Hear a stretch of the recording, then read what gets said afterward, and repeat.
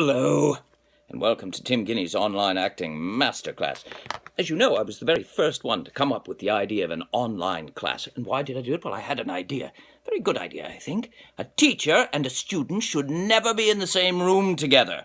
And my students seemed to think it was a very good idea not to be in the same room as me. How did I come up with this idea? Well, in my sex life, of course, where once again, being in the same room, well, it felt a little repugnant. My students, once again, seemed to agree it was a good idea not to be in the same room during Congress. Well, once I created my class, something happened. What's that?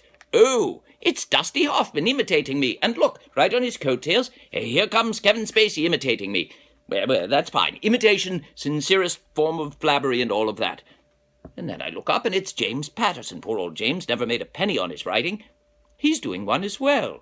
Now, one can only assume, J.U. Glide, that they had thought I had made an extraordinary amount of money on my online classes, and I would have, too, if some people would pay up, B.D. Wong. That's not even to mention my students from long, long ago, who've never paid me a penny.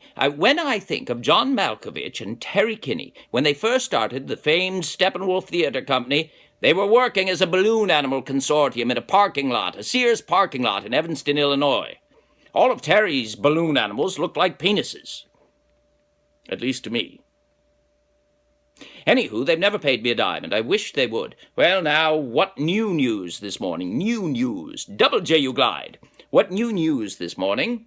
Werner Herzog is also leaping into the fray. Good old Werner. He's going to teach an entire generation of filmmakers how to make Steadicam movies about Neolithic caves and movies about Antarctic ice. When I think of watching those films...